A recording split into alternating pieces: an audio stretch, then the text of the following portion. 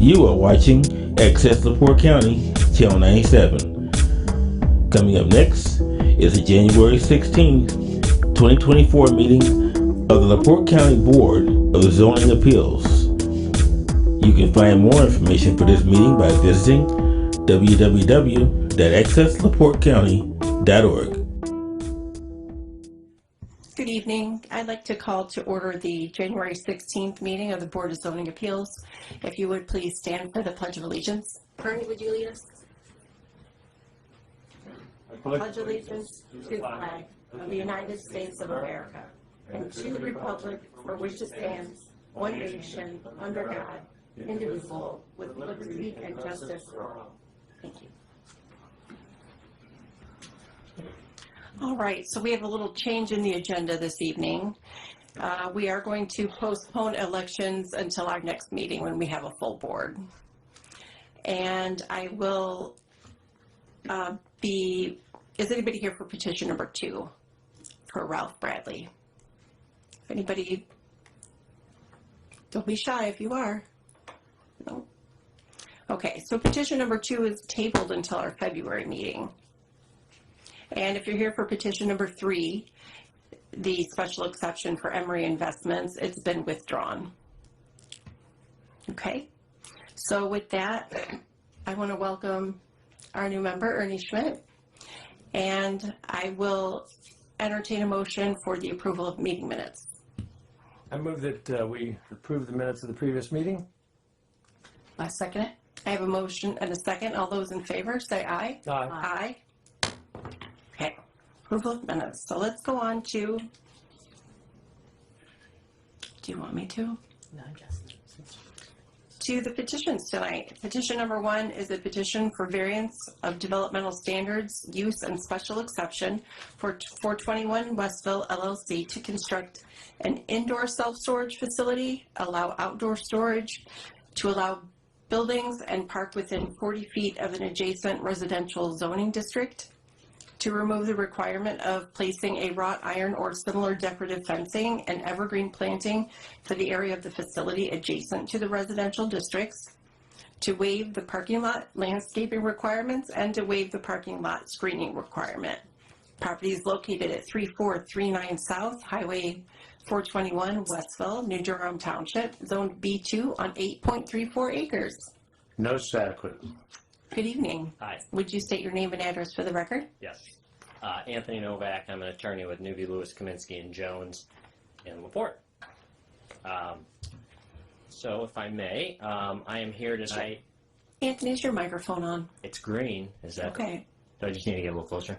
There you go. Oh, there we go. Okay. Very good. Thank you. Yes, absolutely. I'm representing 421 Westville LLC, who's the applicant tonight. Here on behalf of the LLC is its owner, Joanne Backowitz. If you can wave, that's Joanne. A brief background on Joanne before I get into the actual application. Commercial developer with extensive experience, has lived in Westville the last 10 years. She's chosen to help and grow Westville with some of the actions that she's taken as of late. She currently has the following holdings in LaPorte County, just for reference: 2 subways in Michigan City, 1 in Westville, a commercial property in Michigan City. She's purchased 4 pieces of land for development in the last 12 months on the 421 corridor. She's the owner of Westville Meat and Grocery and is also the owner of the commercial property in Westville where that meat and grocery, subway, and jiu-jitsu is located. So we're here tonight, as shown on the agenda, asking for some requests related to a self-storage facility on 421 and 2 near the Dollar General. This petition might look familiar to some of you. The original petition was filed June 1st of 23. It was ultimately approved June 20th of 23. Exhibit B is our original petition. Exhibit 3 are the findings of fact that were approved. I won't be referencing those, but they're exhibits if you need them for any reason. Following our approval in June of 23, the property was replatted. There were some purchases of real estate. Drawings for phase 1 of the 3-phase development was sent downstate. They were approved. A building permit was issued. Construction commenced. And then there were some complaints from a neighbor, and the building was ultimately red tagged. I'm not aware specifically what was said, but I understand the idea was that the petition was related to a specific piece of property. Development started occurring outside of that property, and therefore a red tag was issued. Joanne reached out to me in December of last year, so a month ago. We talked about the issues, and my recommendation was that we ultimately file this amended petition so that we could clean things up. Notably, two things. First, I do admit I wasn't involved in the first petition, but I do admit that it was not explicit or clear precisely the property that was being developed. There was a piece of parcel that was about 6 acres. That parcel ID was referenced. You know, in Joanne's defense, if you flip through that petition, there's an actual beacon drawing that not only shows that acreage, but then an additional 2 acres that she purchased where she indicated development would occur there. But that parcel ID wasn't referenced in the petition, and therefore that's why we're here, one of the reasons we're here tonight. Subsequent to the June 23 meeting, she closed on those 2 additional lots.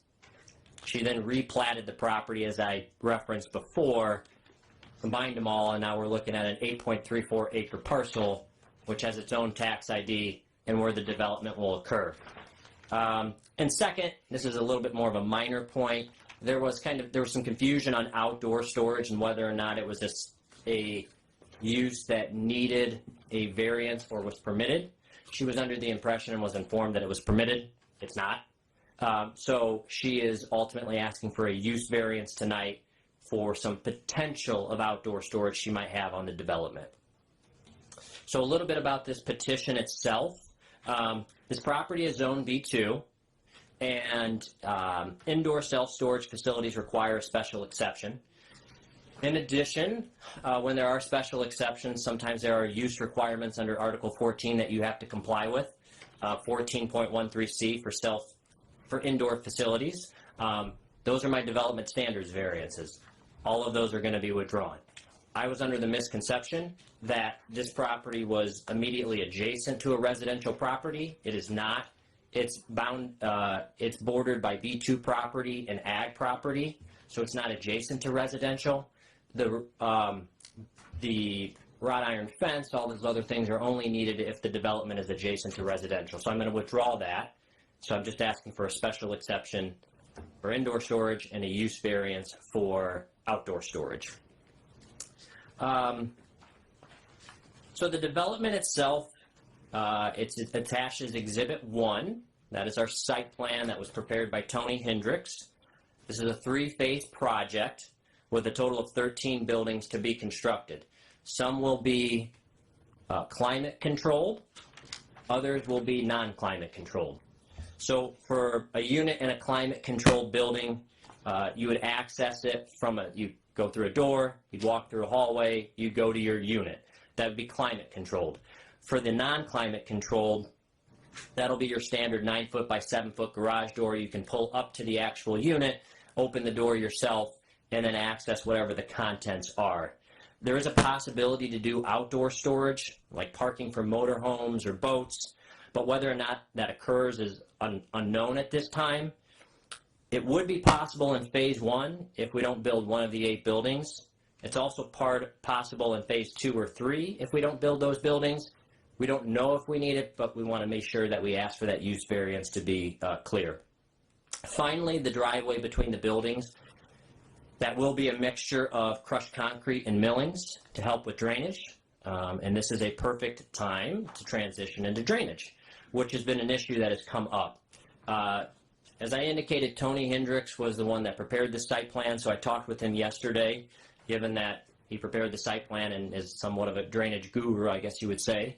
I asked if he could be here tonight, but he's teaching a class at PNW, coincidentally about drainage, I believe. The site plan is drawn up, has a nearly 43,000 cubic foot stormwater detention basin on the northwest corner of the property. So this would be north of the Dollar General. In addition, it has 2 detention stormwater ponds on the south side of the development and then 2 on the west side of the development along 421. It appears the main concerns in talking with the attorney Chuck Parkinson and his client, the FAS, relate to that northernmost detention pond that is close to Thelma FAS property. Specifically, that the detention pond has a 4-inch drain that will drain into their property, and then second, they're concerned about pond overflow.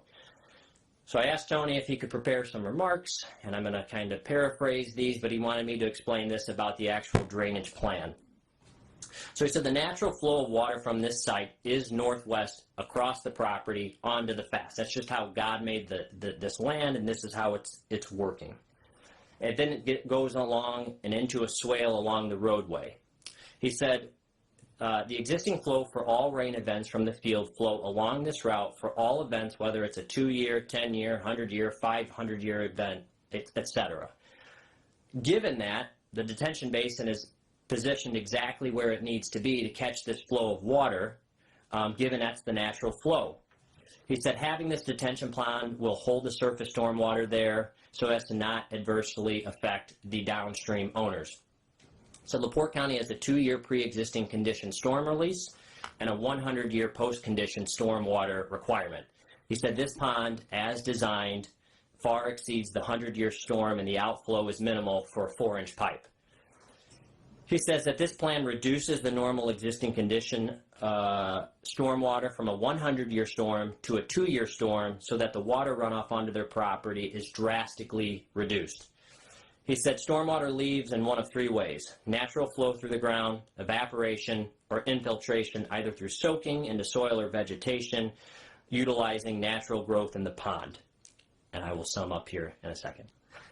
The runoff along the ground through the outlet pipe doesn't use any extra relief as designed from evaporation or soil infiltration, that is, soaking into the ground.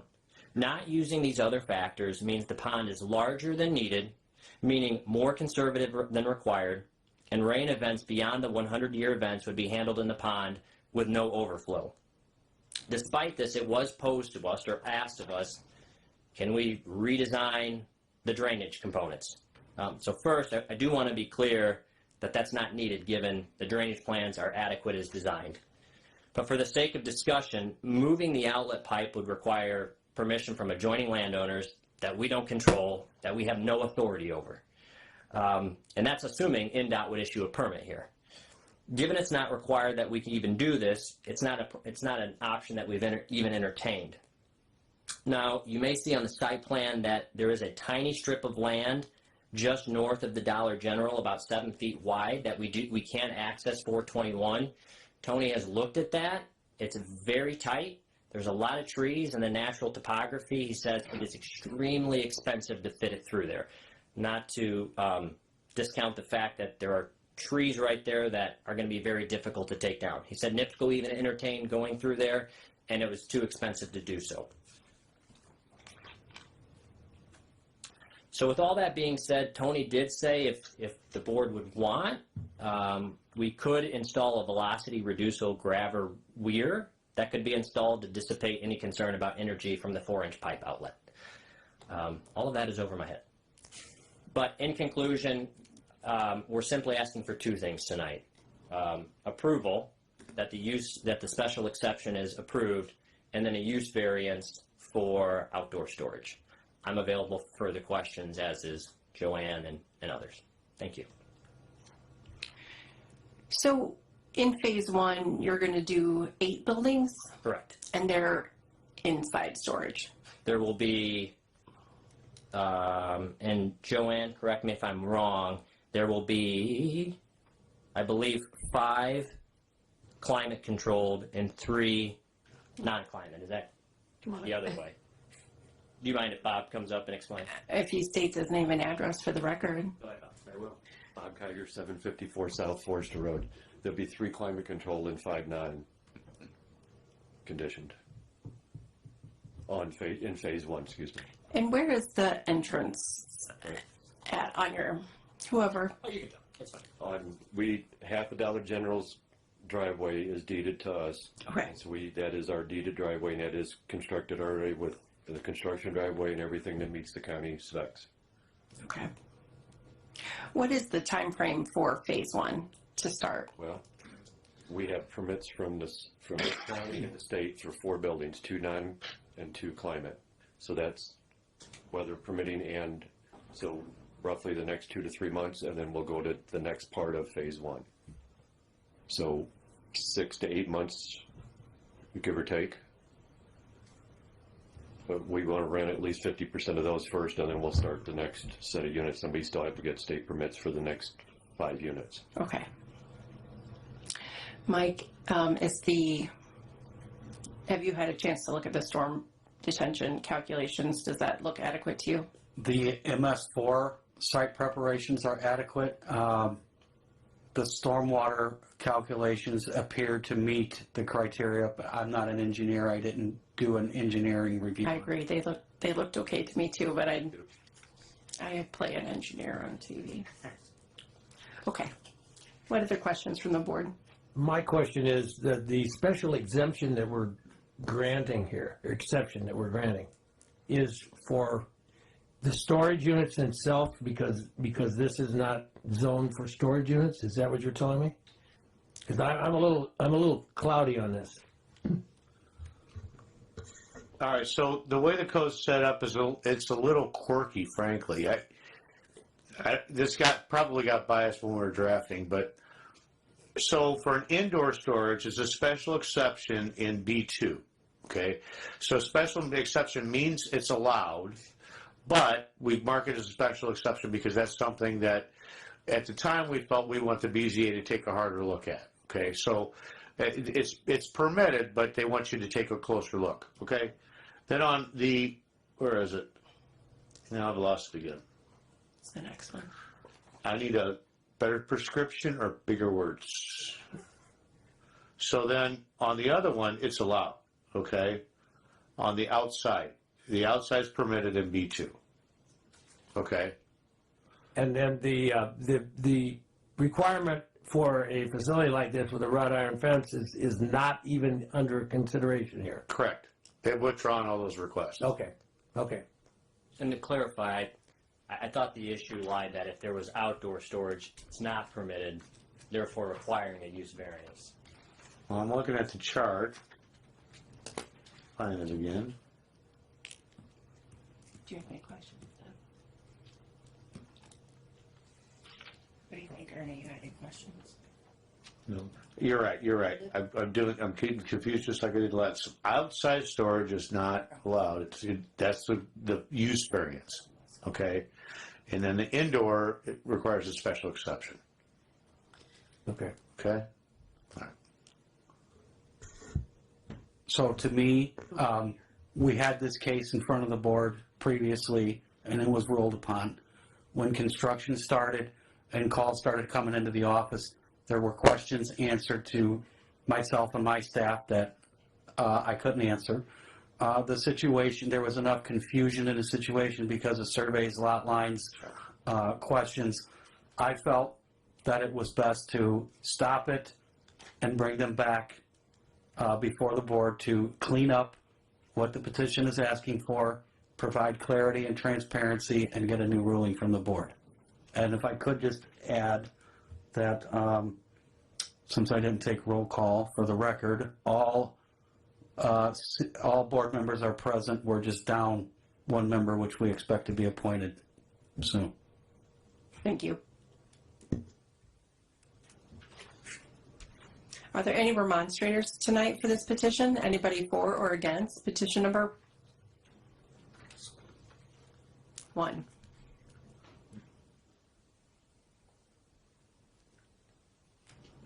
Good evening. If you would please state your name and address for the record. Certainly. Charles Parkinson, 107 Broadway, Chesterton, Indiana. I'm an attorney at Harris, Walsh & Lukeman. I'm here on behalf of Thelma Fath and New Durham Associates. Thelma Fath is property owner owning property immediately north of the subject parcel. Thelma would have been noticed up for the public hearing in June had the special exception been sought for that parcel. So what you did, you didn't grant the special exception for the parcel that is immediately south of hers. You granted the special exception for property south of that. What happened, if I can clarify the record, was that the petitioner built basically mission creep. They started building on the northern parcel without the special exception. So again, I'm here for Thelma Fath and New Durham Associates. I'm joined by Tom and Gary Fath of New Durham Associates, and also by Charlie Ray of Doolin Group. He's an engineer. He can speak more on some of the engineering issues that are of concern here. Again, you're here because they've requested the special exception for the property that they didn't get a special exception for in June. I think we're all clear on that point. I just, So if you'd well, I like to, didn't know, I got from Mr. Poland that somehow it was, some confusion in the record. I'm glad that there's not a request for the development standard variances because, the question about whether they actually adjoin a residential district, they don't, because there's a farm lane in between that's zoned agricultural. But that's not to say that those same issues aren't of concern to Thelma Fath's property. That is residential. And but for that small little agricultural strip, they would have to get those development standard variances because we want to shield these kinds of uses from residential property. So for example, if there's going to be outdoor storage or even indoor storage units, we want to kind of have a buffer between those type of uses and the residential uses. That's not to say you can't impose as a condition of granting the special exception that they do that buffering, and we would encourage you to consider that if you're going to grant the special exception to permit the indoor storage or the use variance to grant the outdoor storage, that you consider requiring the petitioner to put some kind of screening, landscaping, or whatever. I think it's a good idea because but for that small little agricultural farm lane, you've got residential to the north, and it's certainly the same kind of concerns that you should consider when you have these adjoining uses should be considered this evening. With respect to the use variance, we don't know what they're asking for. They haven't really identified what will be stored outside, where it will be stored on the property, how much will be stored, etc. Right now, we've calculated the density, meaning the impermeable surface area, considering all the buildings, and the parking at about 72%. So if you add outdoor storage to this use, you've got a lot of impermeable surface area. And so I would consider, or I would ask you to consider, what are they asking for in terms of the outdoor storage? It has not been defined. You've got a site plan that identifies the indoor storage, but you're really buying a pig in a poke here because you've got no clue based on the petition, and nothing that they've said this evening tells you how much outdoor storage is being requested. Primarily, though, the concern here is with the drainage. And I'm not an engineer, and I don't pretend to be one. That's why Charlie's here tonight. But he'll tell you that a detention pond is not something that gradually releases. It releases all the time. There's a 4-inch pipe that's going to release from this detention pond onto that farm lane and then onto Thelma's property. And with respect to whether there's an alternate plan, it's unfortunate that this has to come here, because this is typically something that the Plan Commission would deal with when they consider platting property. But I suppose it was a minor plat that didn't go through that process perhaps, or maybe this is something that needs to be considered when there's a building permit issued. But there's a drainage concern, and it is going to require professional review to determine whether this is going to impact the neighboring properties. That's our concern. A detention pond necessarily drains. It's going to drain through a 4-inch pipe to the north onto Thelma's property. There are alternatives. I've spoken with Mr. Novak. This 7-foot strip is not the only access point that the petitioner has to 421. Tom Fath is going to get up and talk a little bit about what the state has done and why they did it to improve the drainage along 421, but it's precisely for uses like this that the state undertook drainage improvements along 421. This parcel should drain to 421. It should not drain to the north onto Thelma Fath's property. There are access points. They've got a 7.5 or 6.5, 7-foot strip of land that goes from this parcel out to 421, and the petitioner also owns the parcel immediately north to that. So in terms of getting an easement or getting permission to run the drainage from the subject site to 421, it's possible. Is it a little bit more expensive? Maybe. But that's not your concern. That's certainly not a hardship that the petitioner can claim here. They'll just build it right into the cost of the storage units. So again, I would ask you that if you're going to consider granting the special exception, you do so with conditions. First, that they screen the property from the adjoining residential use, which again is just simply right across the farm lane. And secondly, that they be required to drain this out to 421 as opposed to this detention pond that they've proposed. I'd like at this point to ask Charlie Ray to talk a little bit more about that detention pond. Thank you.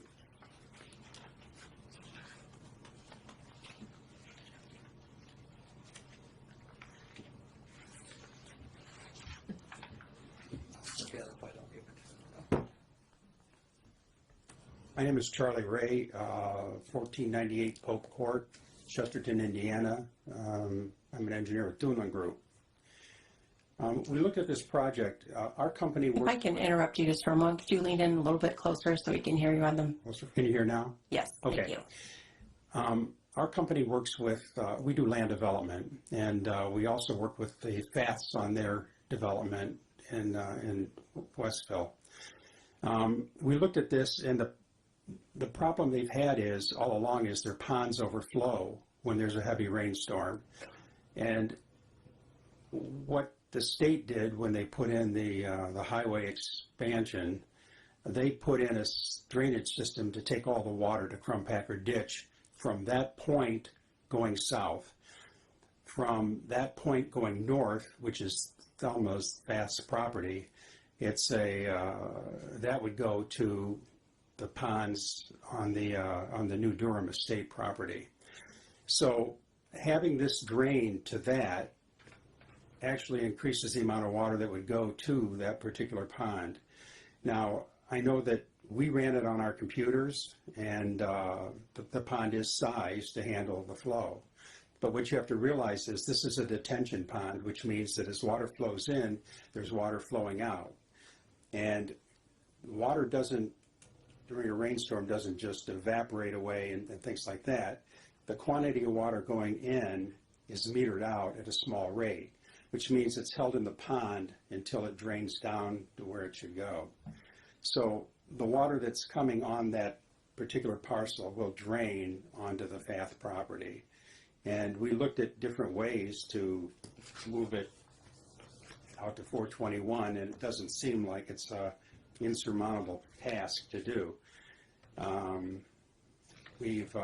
can share things with you here, but you may not even be concerned about that. But as far as evaporation and infiltration, I don't think any study, I don't know if a study was done on the infiltration rate of the water out there. Westville's peculiar because there's areas of it that have a high infiltration rate. The water drains into the ground right away. There's other parcels out there or other areas that have nothing but clay. which don't drain really well at all. So not knowing that, we can only assume that we did not want the water to come all on to the Fath property. The other problem too is if for some reason the 4-inch pipe gets plugged, which we've done a lot of standpipes, we've done a lot of projects, in fact we've done over 150 subdivisions. If that 4-inch pipe gets plugged, then the pond fills up all the way. And then what it does is it runs over a spillway, which then would run onto their property too. So all in all this water would eventually go to that property. Now, the rest of this development that they're planning here goes to other ponds that don't really affect the Fath property. So I think that some rerouting, and we did a few sketches here, could take care of the problem. And I don't think they're overly super costly. So if you have any questions? Do you guys have any questions? My understanding originally was that that a lot of this property drained that way originally anyway. That's not exactly true. That's the way it was explained to us anyway. Right. There's that property, especially in this area right here, there was a big mound of dirt. So the water would drain to the back to the farm field, and it would drain to the front towards the road, and it would also drain over to the Fath property. So yes, there is water that would drain to the Fath property, and we realize that. But what they're doing is all this turns into, this area especially, turns into impervious surface, which means it's huge runoff. And now, instead of part of it going to the back, part of it going to the side, because of the mounding, they flatten the whole site. So now all of it's going to run to the pond, and then that's going to run over to the Fath property. That pretty much, and I understand that, and I also understand when you put roofs on buildings that it's not permeable. No, it's not. And in fact, the really sad thing is people think gravel is a pervious surface, but over the years, what it does is it picks up dust and fines in cars driving on it, and it turns into an impervious surface. Do you have any questions? Okay, thank you. All right, thank you. Are there any other remonstrators tonight?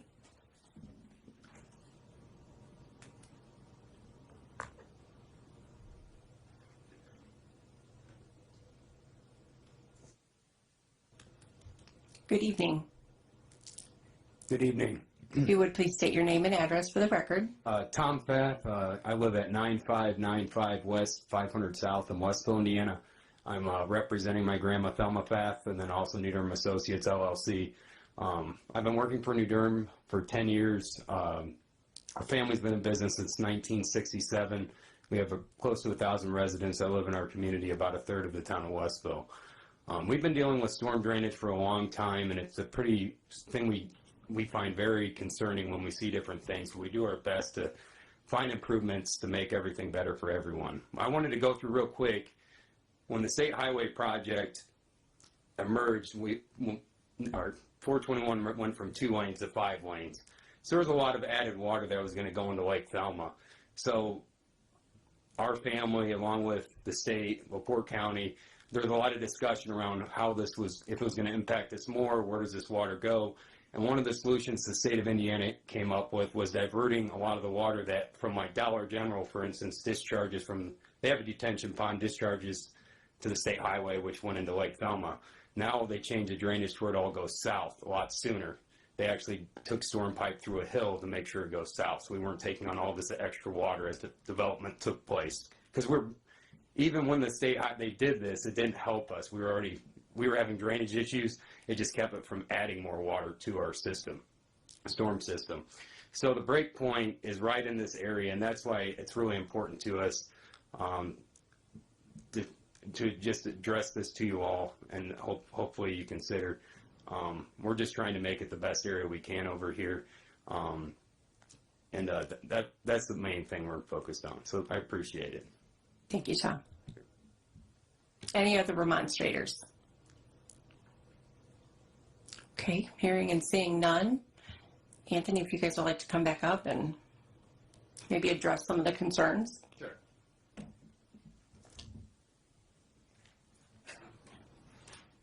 Some are minor.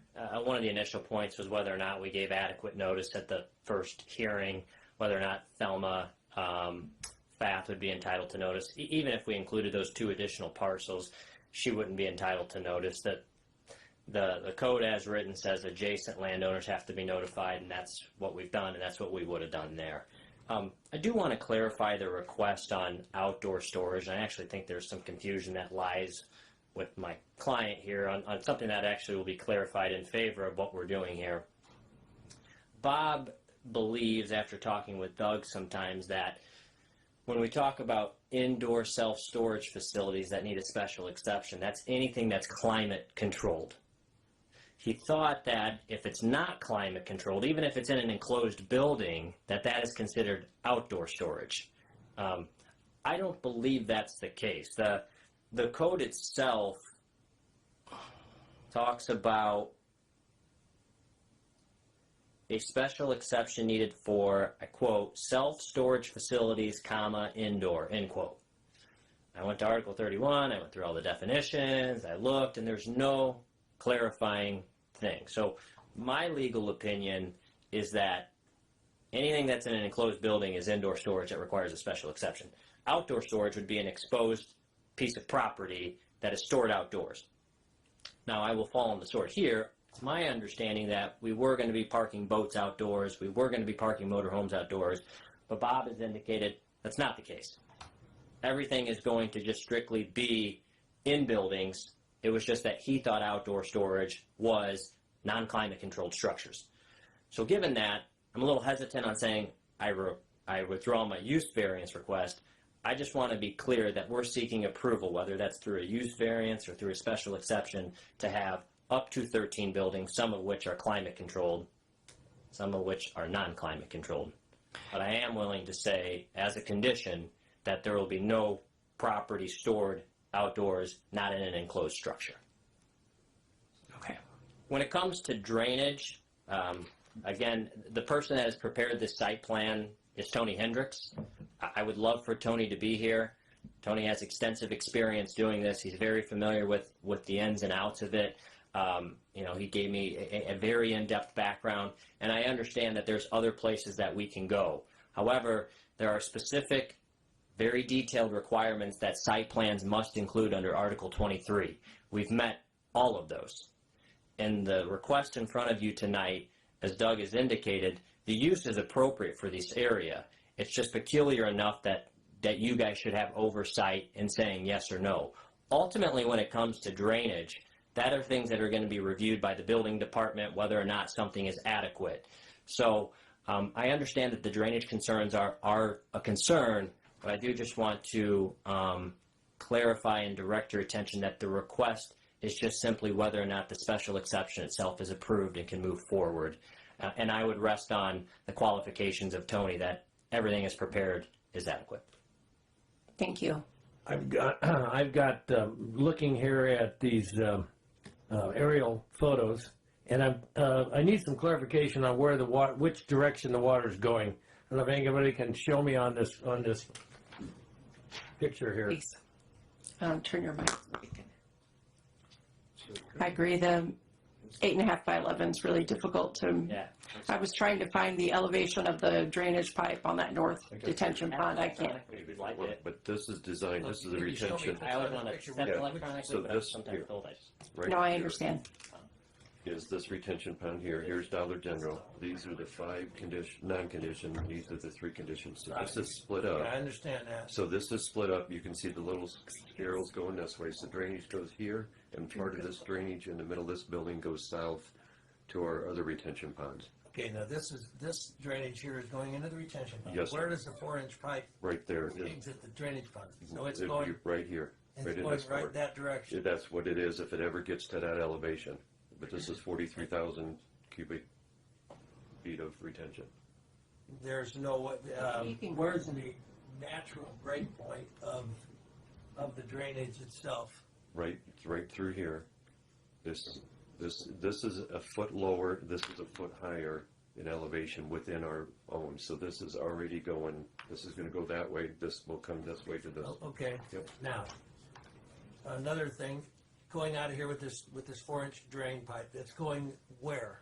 From where does it exit to? Just right here. On top of the natural ground? grade. Mr. BG's ones. There's a go up over Yeah, right. Yeah, okay. Yep. And that just and Thank you, Jim. this is not. This is Mr. Parkman's. That's Mr. Parkman's property? correct. And then this is where the FAS have their outdoor storage now with motorhomes and boats here. So this is a path through here that goes between to Mr. Parkman's property back here. Obviously, this is designed by Mr. Hendricks, Correct. and it's more of a drainage. Let's have you back. problem than it's- I was saying, and you back on the mic. Thank you. Okay, well, thank you. Wow.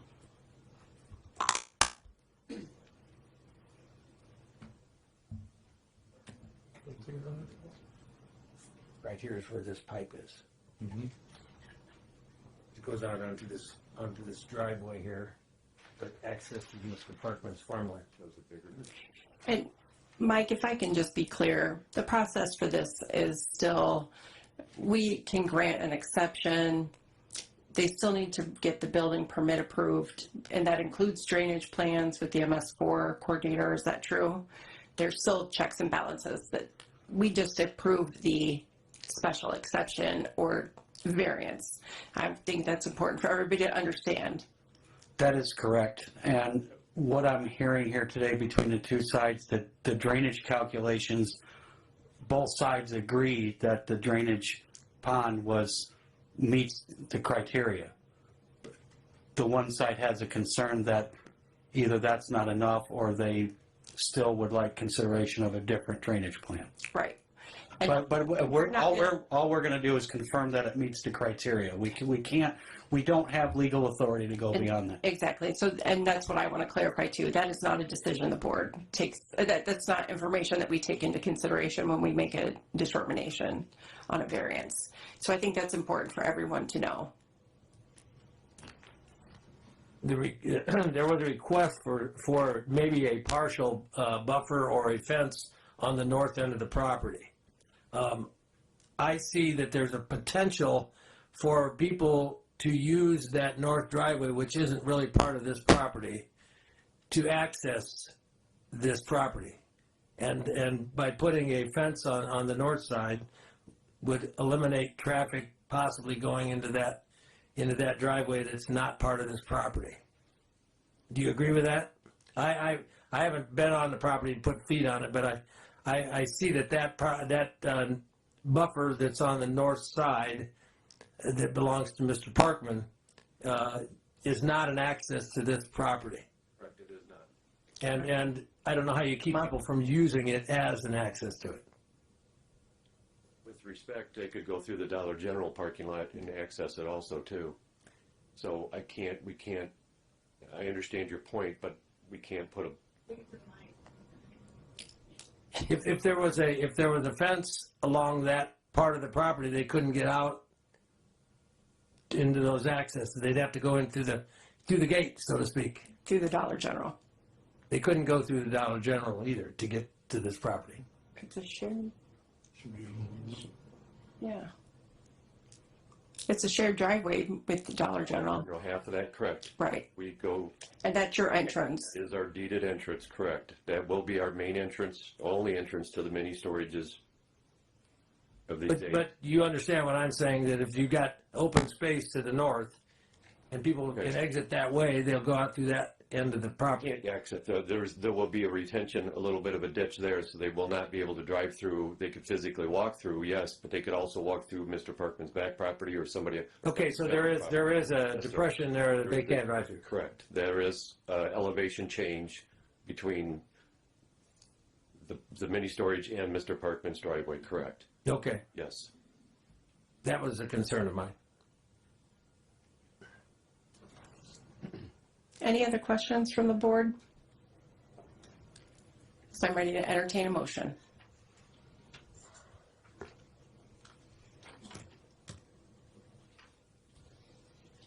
Well, having heard all of this, I'm going to move that we grant the petition for variance of developmental standards for the special exception on 421 Westville LLC to construct the indoor self-storage facility and only indoor facility. There will not be any outdoor storage of campers, boats, et cetera, et cetera. This is an indoor facility only. Some of it might be climate controlled, but it's inside buildings. Okay, I have a motion. Do I have a second? I second. All those in favor say aye. Aye. Aye. Those opposed, same sign. Okay, good luck, and I would recommend that you guys work with the engineers and maybe the neighbors for your drainage issues before you present them. Thank you. All right, petition number 2 is tabled until February. Petition number 3 has been withdrawn, so we're moving on to petition number 4 for a variance of special exception for Roger and Nancy Burns for keeping of chickens. Property is located at 9171 South, 400 West, Union Mills, Noble Township, zoned ag on 1.97 acres. Notice is adequate. Thank you. Trade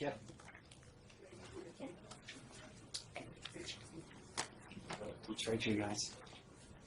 Okay, if you would state your name and address for the record. Yes, my name is Linda Chipman, and I'm the daughter of Roger and Nancy Burns. I don't live in Indiana, but I can give you my Illinois address. That's fine, Okay. please. It's 27W 251 Bowles Avenue, B as in boy, OLLES Avenue, Winfield, in Illinois, 60190. All right, and tell me, chickens are already there. Yes. And I understand the neighbors are not happy because I do have some remonstrance in written form Yes. that will enter into the record. So why don't you kind of explain what the situation is and how you want to proceed, Okay. ideally. Sure. I have it written out, if that's okay. Okay, that's fine. Tell our story. It's kind of a Just long make sure time. you do it in the microphone. I will. Yes. Okay. Okay.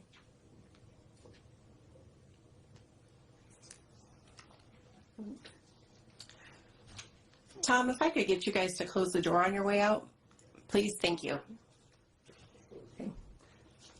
One evening in November of last year, my 82-year-old parents, Roger and Nancy Burns, fell outside their home while Mom was trying to help Dad up the stairs into the house.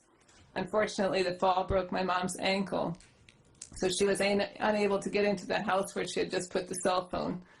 My dad's diabetes had caused him to have low blood sugar after their long day out, so he had no strength to climb the stairs or to get back into the vehicle, which was blocking their view to the road. It was a long night outside in the country with no neighbor or passerby noticed them. They cried out and prayed for help. God heard their prayer. A friend they hadn't seen for many years from their previous neighborhood just happened to be driving by their house late the next morning, and she thought to look their direction. Though her view was partially blocked by the vehicle, Mom's waving arm caught her attention. Initially unsure what the gesture meant, she passed by, but when she spotted Dad under the bush, she came back. Pulling in the driveway, she saw my parents' dire situation and called for help. After a hospital stay and almost 3 months in Miller's rehab, my parents returned to their home at the end of January, but were very weak and unable to do much for themselves. Our 4 children, ages 11 to 19, and there's 3 of them right here, and I left my husband in charge of our house in Illinois, and we basically moved in with my parents as caregivers. Regaining the ability to navigate daily basics seemed insurmountable to my parents, and they needed encouragement and a distraction. In February, as part of our care for them, we bought a chicken coop and retrieved 4 chickens we had hatched to be therapy for them and to provide interest. In the summer, we added 7 baby chicks, which we bought from a neighbor. We had no idea of the zoning restrictions, as it appeared their property was zoned agricultural, surrounded by farm fields on 3 sides. The effect was miraculous. My dad immediately connected with the chickens. He would watch them from the kitchen table instead of watching TV, and when he became discouraged, seeing the chickens would cause him to light up and give a narration of what funny things they were doing. The chickens were allowed to free range, staying often in view of his spot at the kitchen window between the coop and the outbuildings. Eventually, they found their way into the yard of our neighbor to the south. She called my parents and asked if my sons could come get the chickens. From my memory, she called only a handful of times through the spring and summer for us to retrieve the chickens, which we did. The exception was one time when we were not there. My dad had accidentally let the chickens out of the coop while trying to show them to a friend. He, of course, was unable to retrieve them. As much as we were able, we would watch and keep the chickens from going into her yard, even blocking their typical paths into her yard. The spring was such a busy time of adjustment with my parents, though, that the details of setting up an actual fence did not materialize. For a long time, the neighbor did not call, and we assumed that the chickens were not an issue for her at that point, partly because we did not see them getting near her house. In the fall, we were surprised to hear from her again. We were more surprised to receive a letter from zoning department a month later. The October 16th zoning letter claimed that the chickens were not being cared for on a daily basis. This was an untrue claim, as we had neighbors coming mornings and evenings if we were unable to be there. We now better understand the neighbor's concern about having the chickens come in her yard, and are sorry we could not have resolved the problem for her earlier. We truly did not know the zoning restrictions. The night my parents got the letter from zoning, my dad was distraught, became disoriented, and started to stumble.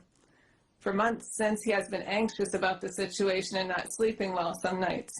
It has been difficult for him thinking of being reported to zoning by a neighbor and of possibly losing the chickens. Upon getting the letter from zoning, realizing the gravity of the situation, my oldest son set up a basic fence which keeps the chickens near the coop and outbuildings. As a result, the neighbor has had no further complaints of chickens in her yard. We enjoy having the chickens and want to file for a special exemption variance to raise up to 25 chickens on the property. We appreciate your consideration and will be glad if we may at least keep the 12 chickens we have. Thank you. So who lives on the property right now? Is someone there with your mom and dad? We're living there basically. My oldest son has been holding it up for me when I'm going back to Illinois lately. We've just recently gone back. So who's going to be there after? I mean, you want more chickens. Right. It seems to me that you can't keep it's obvious that your parents cannot care for these chickens by themselves. Is it a long-term plan to have someone living there as a caregiver? Yes. All the time? Yes. Yes. In fact, my son just, maybe comes home for a day or two, and if he does, the neighbor is there to check on the chickens and to keep them under control. And of course, when we did leave, we would put them in the coop. Well, that isn't ideal either if you're going to be gone for multiple days. I know. Yeah, we don't. And in fact, we're working on getting a better fence. Right now, the fence that we put up was temporary to hold them so that she wasn't getting upset. So we just need time, to get it together. It's a basic thing right now. So when were you first aware that she had an issue with the chickens in the yard? It was, I don't know. It might have been a couple of weeks after the chickens were out and running around. And when she did talk, in fact, she talked to my son. She didn't come directly to me, so I never really knew what she was thinking or what she wanted. But she mentioned, well, can you keep them in your yard? And I didn't know until just recently. My youngest said that she said something, can't you get something like a fence or something? But she didn't tell it to me, and I didn't really know. So when she called, we did go and we did get them. We actually kind of stayed outside a lot and kept an eye on them. And when we were gone, they were in the coop. They were toward the end. They weren't going in her yard, so that's why they were, out a little bit more. Are there any remonstrators tonight for this petition? Anybody for or against this petition? If you'd like to have a seat, we'll hear from the remonstrator. Hi there. My name is Dawn Linchesky. I live at 9591 South, 400 West, Union Mills. And I know the Burnses. And we have gardens. Everybody lives in the country. We all kind of help each other. My boyfriend and I, we grow vegetables and things, and we take them down there. And it's a close-knit community right there where we are. And there are people, for the most part, around all the time, and my boyfriend and I go down there, and the chickens, in my opinion, haven't really been a problem. I mean, if they were attacking or something, I could understand that. And they are there almost all the time. And I see them there because I live just 3 houses down.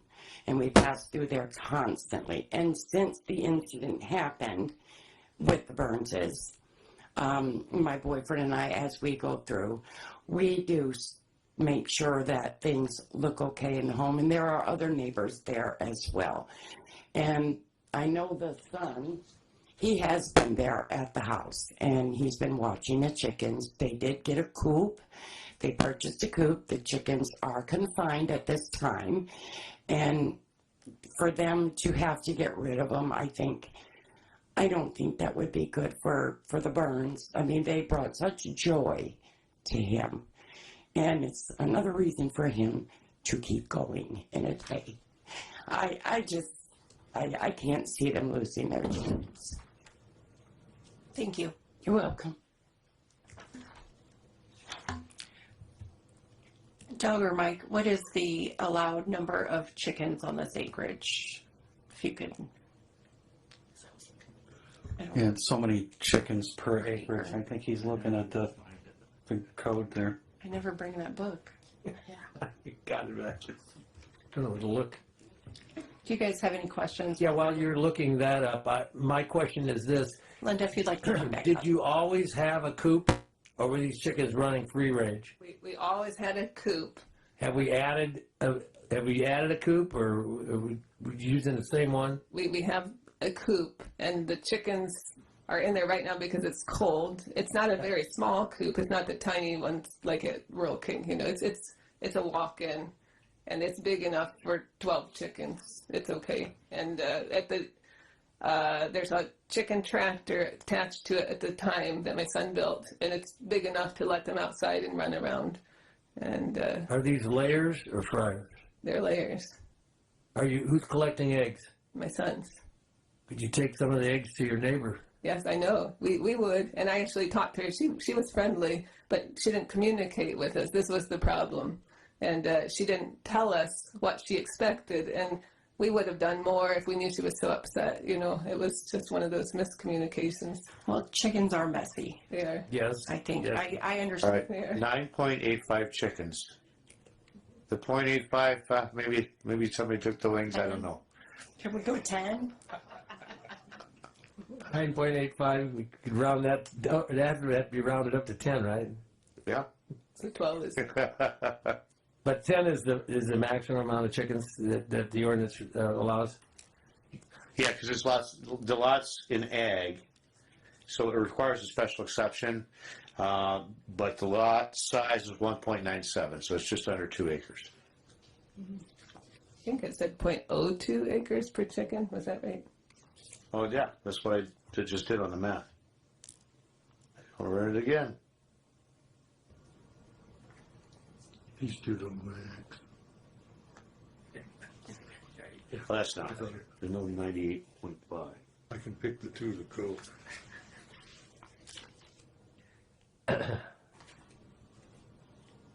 So the rule is have you decided what the rule is?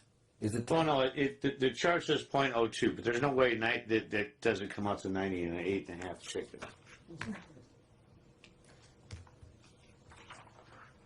Where is the coop located on the property? The coop is between the shed and behind the garage. So it's in our view. She doesn't even see it. In fact, she didn't know we had them in a fence. She just thought we got rid of them. And there is a tractor attached to it, so you can move it around in the yard? Yes, we could actually move it anywhere we wanted, but the coop is large. It would take a lot of effort, but the tractor can be moved. It's just, it's like that long. And I guess I'm just kind of confused. I have chickens. Sure. My coop area is attached to my tractor. Right. We move it. Yes. We don't have to transport back and forth. I mean, I can't keep an eye on my chickens all the time, and thank God I have an 8-foot fence. My neighbors don't have to deal with that. Yes. But to get from your big, large enough for 12 chicken coop into the tractor, what is that process like? It's connected to the door, so they enter the tractor from their coop. Okay. So if we needed to, we could move it. But at the time, it's nice, and it's a settled place where my dad can see it, and that's why we have it where we have it. Okay. Oh yeah, the fence is separate from the tractor. The fence is large. It's quite in between the tunnel. buildings. Yes, yes. Okay.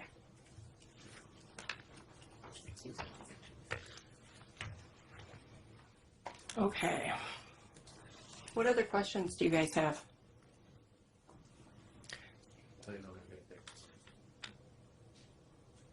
And just to clarify, you have one rooster? We had 2 roosters. One was getting nasty. We got rid of him. The other one Yeah, was nasty, getting nasty nasty. We got rid of rooster. him. And then we have 2 bantams, which I know is totally against the law. So we found a way to kind of have them. A neighbor can help us to have them. Okay. So just I would hate to like get rid of the whole crew, and that's why I didn't do it yet, because I needed to make sure what you guys would decide. But the 2 bantams are like my Okay. dad's favorites. So yeah. All right, thank you. Yes, thank you. Uh-huh. All right, I'm going to entertain a motion. Anybody want to do this? Do you want me to step down and do it?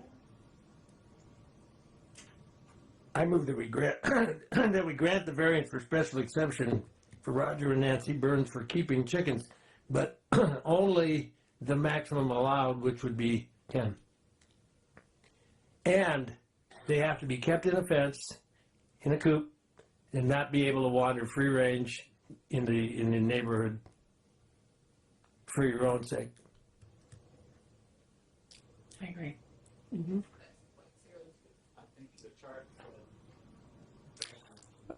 We have a motion on the table and it's for 10 chickens. 10. No. We're in the middle of a motion. No. All right, I have a motion. Do I have a second? I second it. 2 seconds. All those in favor say aye. Aye. Aye. Those opposed, same sign. Okay, good luck. You are approved for 10 chickens, and they need to be contained with a fence. Okay, thank you. All right, moving on to petition number 5 this evening is a petition for a variance of special exception for East Indiana LLC for operation of a truck rental business. Property is located at 4944 West US Highway 20, Springfield Township, Zone B2 on 1.741 acres. Notice adequate. Thank you. If you would please state your name and address for the record. I'm Dan Grenquist, attorney for petitioner, East Indiana LLC. My address is 1070 South Calumet Road, Chesterton, Indiana. All right, and tell me what the plan is for this property. This property is Zone B2. It's along Highway 20, east of the 2094 interchange there, where there's the speedway. Go a little bit further east. It's on the south side, roughly across the highway from the Wildwood and the flea market that's there. Right now, it's mostly vacant. There's a house in the back. With all the properties along the way there, it's all Zone B2. One of the permitted uses is an auto rental, so this is a special exception that we're asking for the truck rental, for like a budget type of Okay. truck rental there, which is very convenient for the highway access and the community in that area there. How easily are we going to be able to access the westbound lane? Is there a center area there? I don't think so. Not right there. There is a little bit further east by the Okay. Renaissance Academy and so forth there. Okay. Yes. Is there driveway access there now, or are you going to have to go get a permit from NDOT? I believe there's a driveway into a house that sits back in there right now. So Okay. there has been something there, but it's not well used. Yeah, so for the board's edification, I think it's likely they'll have to get a permit from NDOT for a commercial driveway. So any of those concerns will be addressed by NDOT. Thank you. And that's all part of the site development later on. Right now, we just want the approval for the special exception for a truck rental, which is already permitted for auto rentals. Is the house occupied at this time? All right. It's here. Well, we'll get to you with remonstrators, if you don't mind. No, he's the owner of the company. Oh, not the owner of the house next door? No. but he Okay. owns the property. There's a house on the property. The house on the property.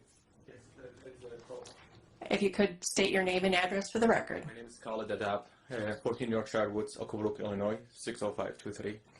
So there is a building on the property being used commercial before as an aquarium, and there is a driveway to the property that had been used before was all graveled. So that was the property. So it's not a house, it's just a building on the property? So it was an empty, vacant place, not even section as a house or anything. It's a building that had been used before as a business before. It was an aquarium, Okay. or selling aquarium related business.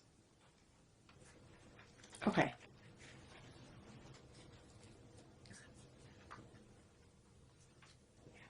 Are there any remonstrators tonight for this petition? If I could get you gentlemen to sit down and we'll hear from.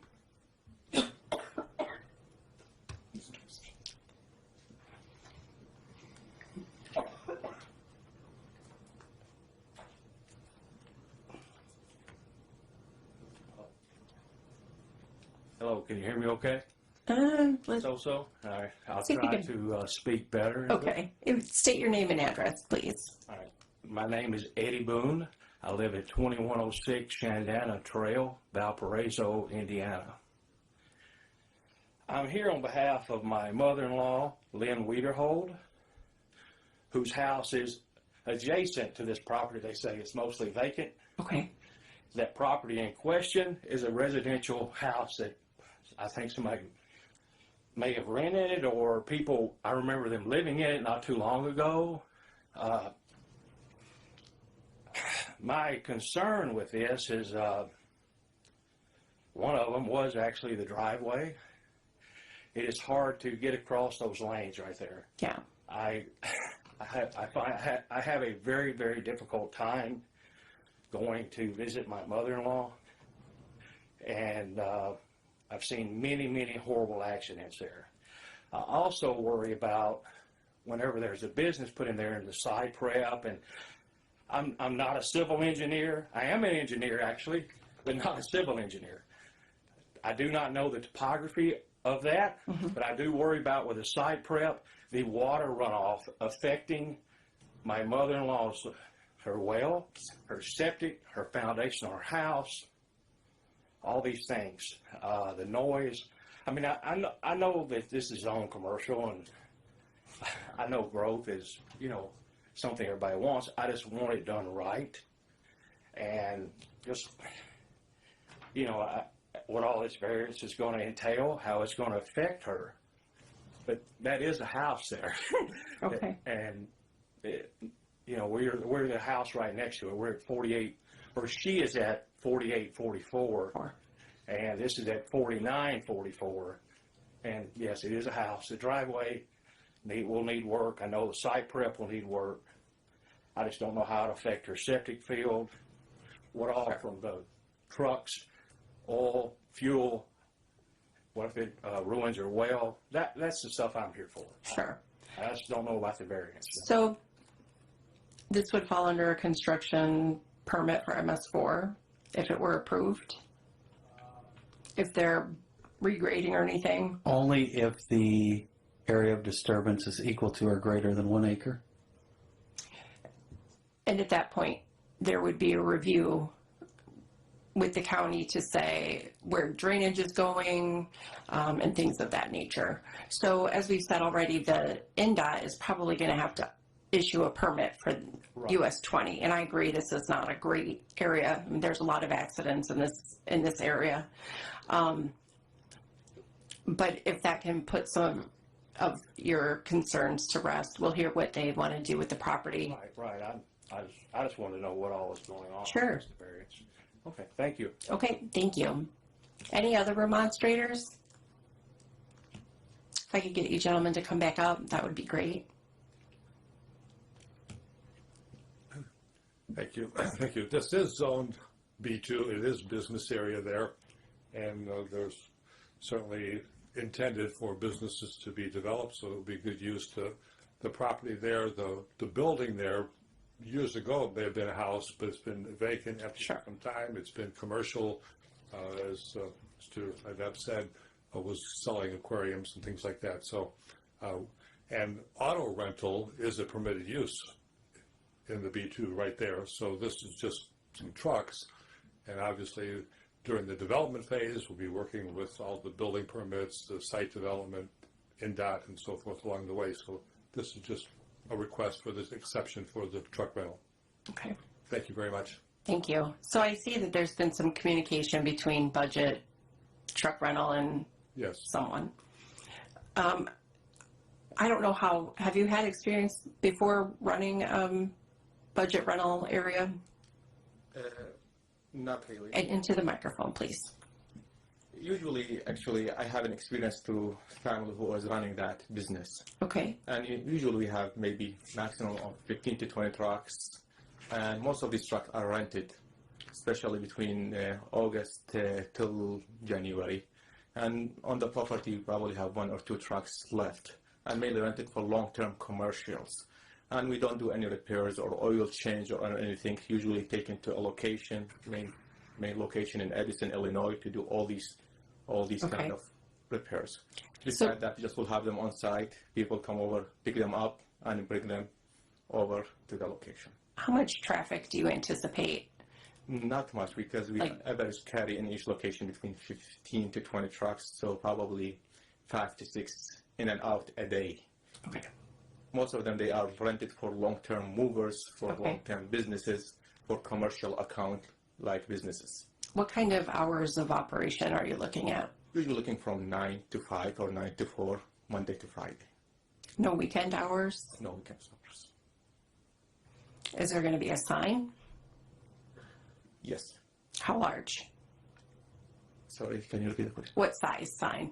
The sign usually haven't really decided, but we'll follow exactly whatever the rules there on that you have, guys. I review the signage regulation, and we'll follow exactly the rules.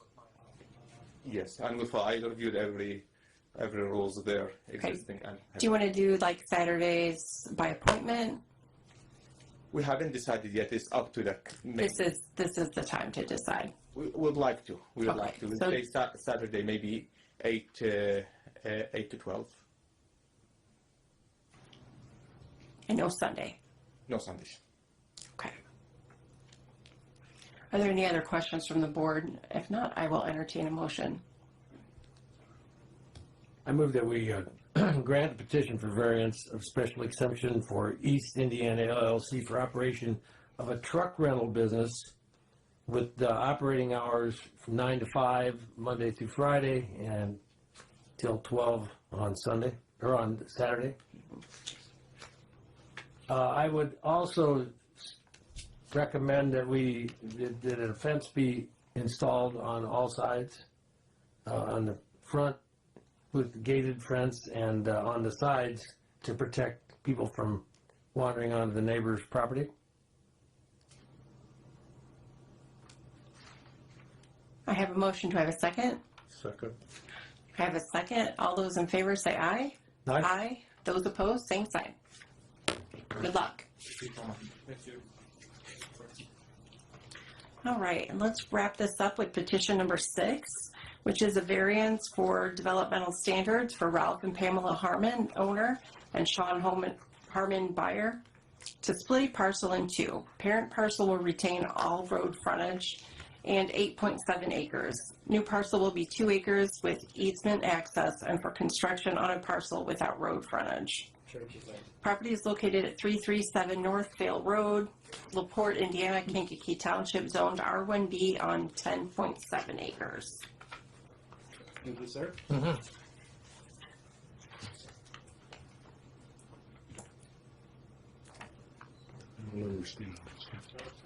Notice adequate. Thank you. If you would please state your name and address for the record. Sean Harmon, 906 West 22nd Street, LaPorte, Indiana. All right.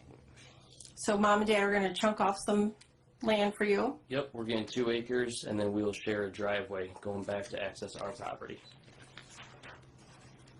Okay. Do you know the footage along the road? How much property they have along the road? how much road frontage is actually there?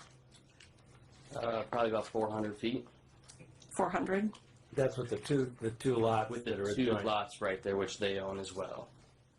If you look to the, Mm-hmm.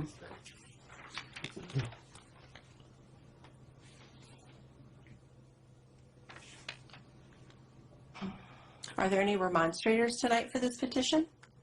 Anybody for or against? If you're for it, you can still speak. Okay. have you given any thought to the future? Yeah. When you're gone or somebody decides to sell this property? Yeah, we've done the maintenance agreements. I would say, if you wouldn't mind coming to the podium, state your name and address for the record. My name's Ralph Harmon, 0335 North Vale Road, LaPorte, Indiana. And yeah, we would do a driveway maintenance agreement, and there's variances now with NIPSCO for gas running back to the property and electric. So we've been there for 24 years. I noticed that you have two parcels in front that you basically have sectioned off for that particular purpose, maybe in the future. They've been sectioned off for 20 some years. Okay, they're separate tax parcels, but Yeah, I also own property on the other side of the driveway too. yes, I saw that. Yeah, I have 27 acres total there. Is it your intent, Sean, to farm? No. I think that's what he's getting at. Is It is still going to be farmed. Yeah, I have hay in there now, so. I rent the property to a farmer that puts hay in. I see you got detailed plans for perhaps septic, or you're showing on this one map here. Come forward for a second. This is showing your property. This would be the driveway going into your house, and then this area here is septic area. Okay. Okay. And you're sharing this driveway with your folks? Yes. Okay. It's a long driveway. Okay, can I ask a question?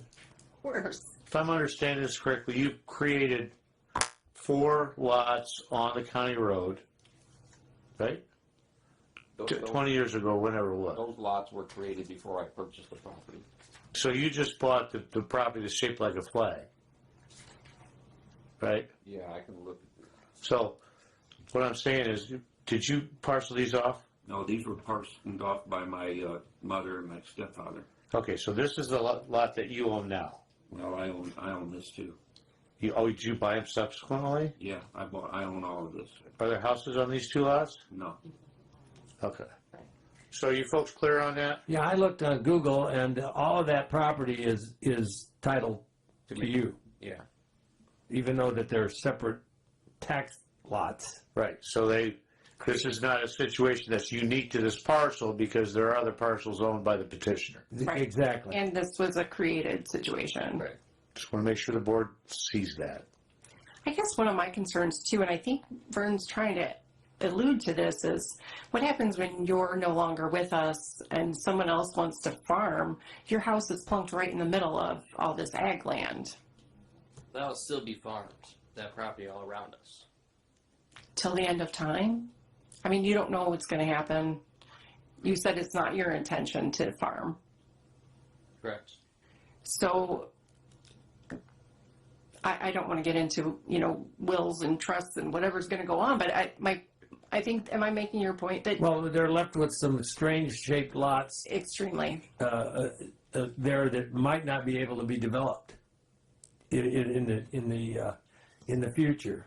It looks like where you live in the back of the property, there's another house to the east of you.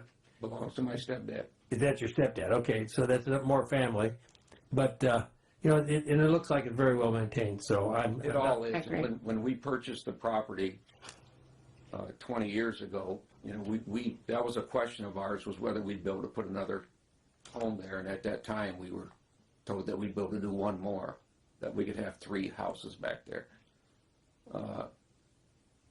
But there is, I suppose the variance is because there's no real road access. There's no That's road what the access. variance is for, is to, for them to have access for the driveway. So I would suggest that besides, since it's family, you're using the same driveway and you got a maintenance agreement, that you get some kind of legal easement We're already working on that. so that this property is accessible later when you decide to leave. That's the property now. There should be a assessment in there now for the two properties that are back there, because we did that 23 years ago. Okay. So, yeah. Do you have that easement information with you? I don't have it with me, no. Well, keep in mind, no matter what the BZA does, the county's not going to create a landlocked lot. They won't let you do it. That's kind of I'm not in favor of this split because it's going to create a landlocked parcel. If it was something that was existing already, then that's a different situation, but this is actually something you're creating, and we don't allow buildable lots on landlocked property. Am I out of, It's been the BZA's policy not to create additional flag lots, number one. Number two, if there's another way to configure it, the BZA is preferred, that's the preferred method. There's another way to configure this. But owning, so if I was to give them more property, that would give them road access or give them frontage to their home, then that would be desirable. Yeah. The point is the county, over the years, we've got old stuff all over the place, but what they don't want to do is create additional common driveways, because it's a hotbed for litigation. After your family, over the years, by attrition sells, it very often turns into a problem with subsequent landowners. Okay, so that I've been doing this for 20 years, and so I'm just telling them what previous BZA have done. Yeah. He shared a driveway with my parents for 20. No. It was okay 20 years ago, 20 years but ago. we're trying to evolve past that because there have been so many problems with shared drive. Easement all the way back. You're going to have an easement, or you're not building anything, okay? But the point is, we're trying to get away for fire protection and for Emergency issues. response. That's why we have subdivisions, and the roads are turned over to the county, and there's nothing for anybody to argue about, okay? So I'm just trying to explain the reasoning there. Yeah, it was probably okay when you did it, but it kept going and going and going, and there's been ongoing problems with this type of configuration you're asking for. And there's another way to do it. So anyway, it's up to them though. You're suggesting there is another way to do this if we do this like Well, he owns two other lots there. Yeah. With frontage. Yeah. Because there's two other with 2 acres. So my question is why couldn't it be one of those? My experience has been when the BZA has granted exceptions, it's when there's no other way. You can't do anything else with the lot. There's all sorts of other things you can do with these lots. I need you in the microphone, please. Thank you. We have a pond back there, and it's more of a desirable place to build than next to the road. I understand that. Yeah. If there was a street accessing those lots to the pond, it would probably be that you could deed back to the township, county, whatever. It would probably be better for all involved than to share a driveway for 4 houses. It's just with the current law, the way I'm understanding it. But I don't know how you go about that. Well, first of all, if you're going to build 4 houses, I know you're not asking for 4, but you get a minor subdivision.